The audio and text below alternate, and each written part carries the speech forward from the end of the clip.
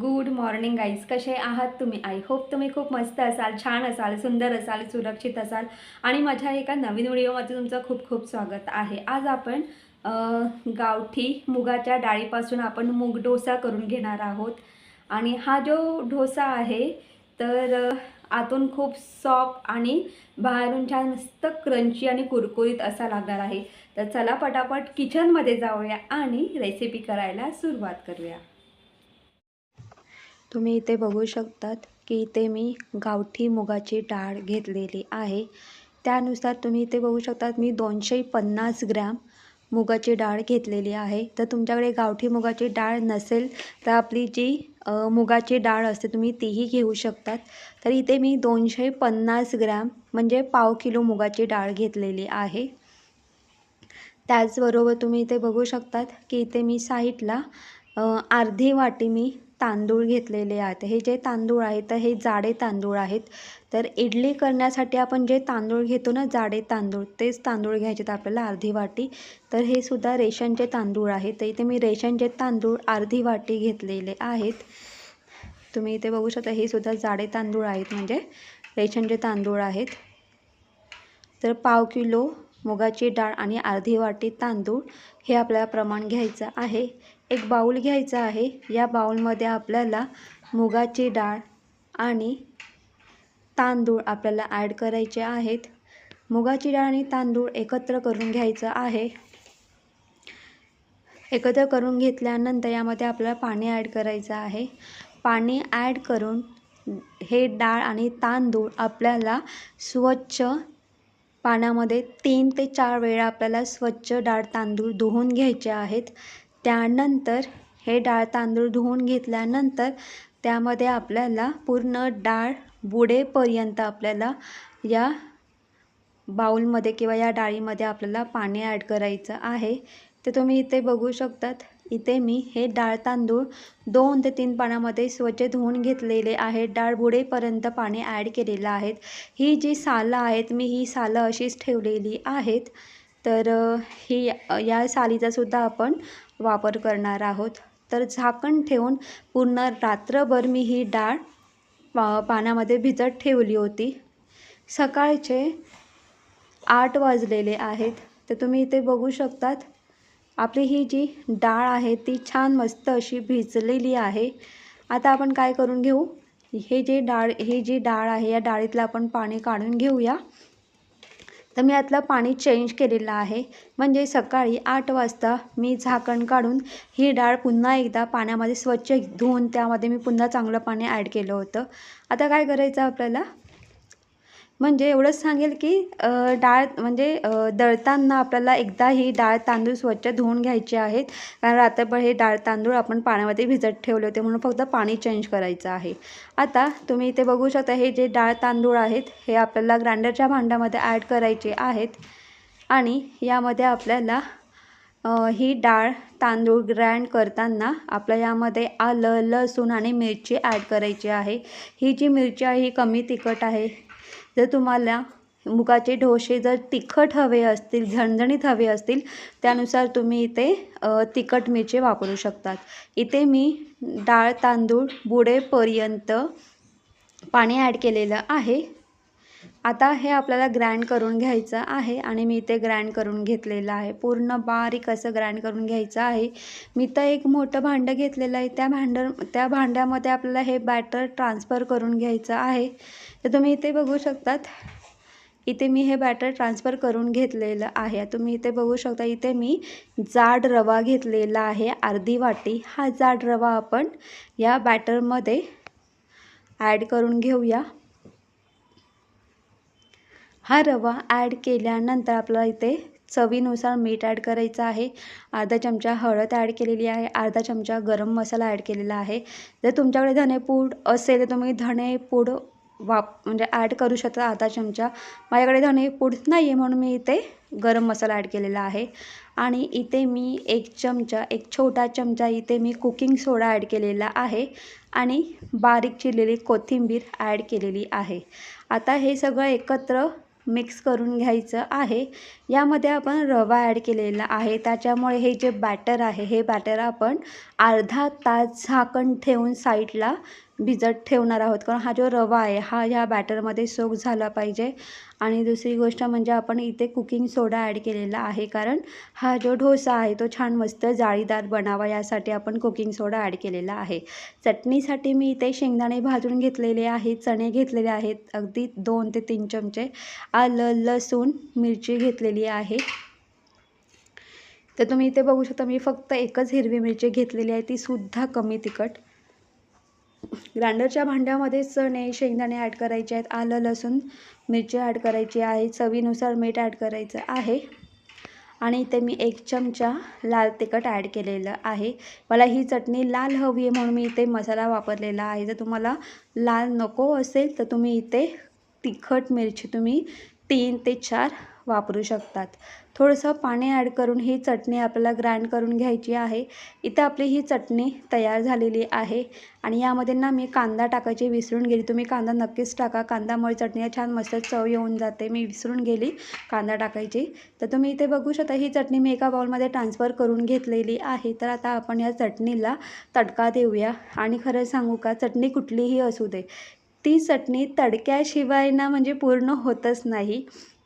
त्या चटणीला तडका द्यायलाच हवा.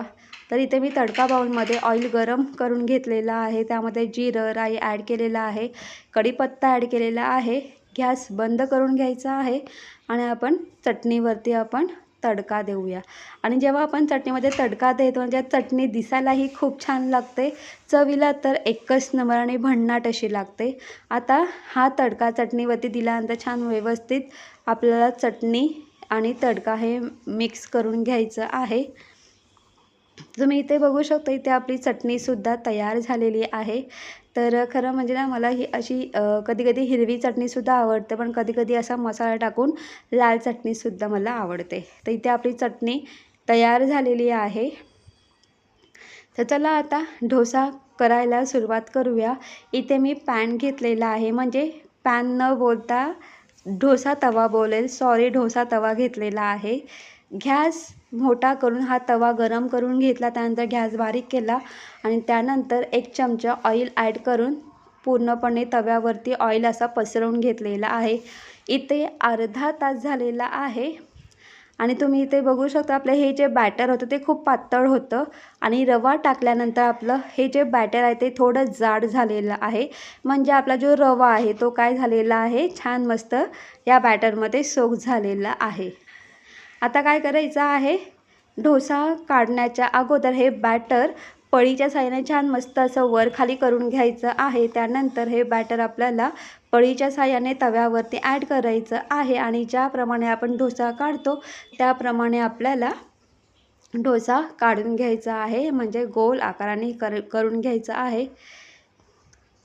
आता काय करायचं आहे, कडेकडेने छान मस्त आपल्याला असं ऑइल ॲड करायचं आहे. ऑइल ॲड केल्यानंतर इथेही आपल्याला झाकण ठेवून अगदी 2 मिनटं वाफ काढून घ्यायची आहे. आणि हे सगळं करताना मी गॅस बारीक केलेला आहे आणि मंद गॅसवरतीच आपल्याला डोसा बॅटर ॲड करून आता डोसा करून घ्यायचा आहे. तर तुम्ही इथे बघू शकतात 2 मिनटानंतर मी झाकण काढलेलं आहे. आता आपल्याला काय करायचं आहे, आपला जो डोसा आहे तो एका साईडून झालेला आहे, तो आपल्याला असा कडा मोकळ्या करून तो डोसा असा पलटी करून घ्यायचा आहे आणि वरच्या साईडने आपल्याला ऑइल ॲड करायचं आहे. आता इथे मी गॅस मोठा करणार आहे. मोठ्या गॅसवरती छान मस्त आपल्याला दोन्ही साईड अगदी क्रंची कुरकुरीत करून घ्यायचे आहे. तुम्ही इथे बघू शकता मी इथे गॅस मोठा केलेला आहे. अगदी 1 ते 2 मिनटं आपल्याला हा मोठ्या गॅसवरती हा डोसा आहे छान मस्त असा क्रंची कुरकुरीत करून घ्यायचा आहे, अगदी हलका असा. आणि हे ज्या मुगाच्या डाळीचं जे आपण बॅटर तयार केलेलं आहे, तर एवढंच सांगेल, तुम्हाला जसा डोसा हवा, जाड, पातळ किंवा पूर्ण पेपरासारखा, तुम्ही त्यानुसार तुम्ही डोसा करू शकतात.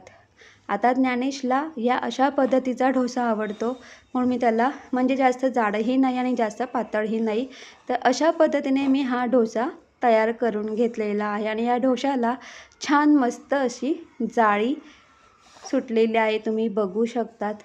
तर मी पुन्हा तुम्हाला एक दुसरा डोसा करून दाखवणार आहे. तुम्ही हे बॅटर बघू शकतात.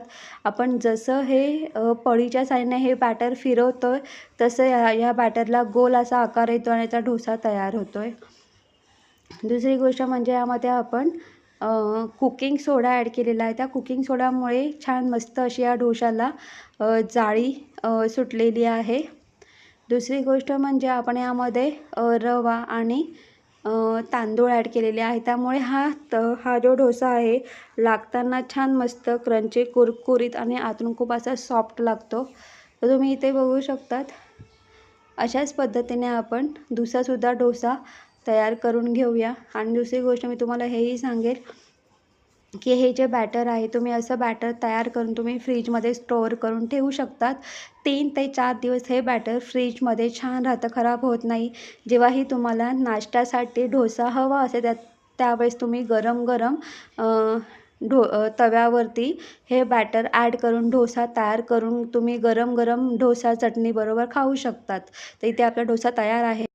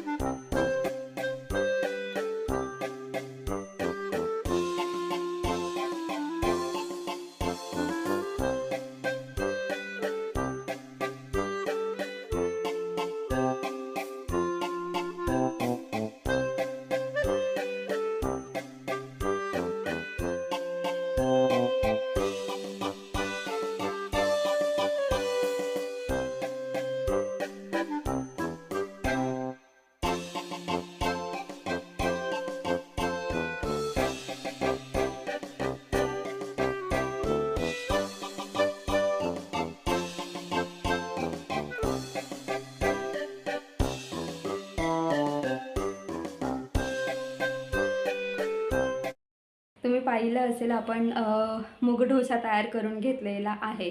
आता इथे मी मूग डोसा करण्यासाठी गावठी मुगाची डाळ वापरलेली आहे. तर मी मे महिन्यात गावाला गेली होती आणि मी गावावरून येताना मी मुगाची डाळ आणलेली आहे. आणि दुसरी गोष्ट म्हणजे ही जी गावठी मुगाची डाळ आहे तर मी त्याचाही व्हिडिओ मी मे महिन्यात पोस्ट केला होता. तर मी अख्खे मूग विकत घेऊन ते मूग मी जात्यावरती भरडले होते आणि भरडल्यानंतर त्याची मूग डाळ तयार झालेली आहे आणि तिला गावठी मुगाची डाळ असे बोलतात.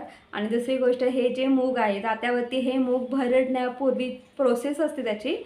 ते जे मूग आहे ते पूर्ण आपल्या पाण्यात भिजत टाकावे लागतात पूर्ण एक रात्रभर आणि मग त्यानंतर ते 2 दिवस कडक उन्हामध्ये सुकवावे लागतात आणि त्यानंतर मग ते मूग जात्यावरती भरडले जातात आणि त्यानंतर ती मुगाची डाळ तयार होते. ही सगळी प्रोसेस असते त्या पाठीमागे आणि मी याचा व्हिडिओ मी मे महिन्यातच पोस्ट केला होता. दुसरी गोष्ट म्हणजे अशी आता हे इथे आपण अर्धी वाटी तांदूळ आणि अर्धी वाटी आपण इथे रवा वापरलेला आहे. तर या तांदूळ आणि रवामुळे हा जो डोसा आहे छान मस्त क्रंची कुरकुरीत असा होतो आणि चवीला तर एक नंबर आणि भन्नाट असा लागतो. दुसरी गोष्ट म्हणजे अशी की या मूग डाळीचं जे आपण बॅटर तयार केलेलं आहे, हे बॅटर तुम्ही तयार करून तुम्ही फ्रीजमध्ये स्टोअर करून ठेवू शकतात. 5 दिवस हे बॅटर छान मस्त राहतं. तुम्हाला ते फक्त तयार करून फ्रीजमध्ये स्टोअर करून ठेवायचं आहे. जेव्हाही तुम्हाला भूक लागते तेव्हा तुम्ही वेळेवरती छान मस्त गरम गरम तुम्ही डोसा काढू शकतात आणि चटणीबरोबर तुम्ही तो खाऊ शकतात. किंवा तुम्ही मुलांना सकाळी नाश्त्यालासुद्धा अशा पद्धतीने तुम्ही मूग डोसा देऊ शकता किंवा टिफिनलासुद्धा तुम्ही देऊ शकतात. तर गाईज, तुम्हाला माझा व्हिडिओ कसा वाटला ते कमेंट्स करून सांगा. जर तुम्हाला माझा व्हिडिओ आवडला असेल तर माझ्या व्हिडिओ लाईक शेअर करा आणि माझ्या चॅनलवरती नवीन माझं चॅनल सबस्क्राईब करा अजिबात विसरू नका. तोपर्यंत बाय बाय, टेक केअर. तुम्ही तुमची काळजी घ्या. दुसरी गोष्ट म्हणजे अशी की आपण पुन्हा एकदा एका नवीन व्हिडिओमध्ये एक नवीन रेसिपी घेऊन भेटूया. तोपर्यंत बाय बाय. ये इकडे. ते दाखवू नको, ते आपण नंतर दाखवूया. ज्ञानेश ना खूप एक्सायटेड आहे. का सांग बरं? क्रिसमस काय? क्रिसमस काय? ॲक्च्युली 2-3 दिवस झाले पाठीमागे लागले. मम्मी क्रिसमस ट्री कधी डेकोरेट करशील? मम्मी क्रिसमस ट्री म्हणजे आता क्रिसमस आलेला आहे तर तू डेकोरेट करशील. तर माझ्याकडे क्रिसमस ट्री आहे. तर जेव्हाही क्रिसमस असतो ना, म्हणजे क्रिसमस याच्या अगोदर म्हणजे 25 डिसेंबरच्या अगोदर मी छान मस्त क्रिसमस ट्री मी डेकोरेट करते आणि ते ज्ञानेशला खूप आवडतं. तर तेच बोलतो की मम्मी तू कधी करणार आहे डेकोरेट? कर राजा.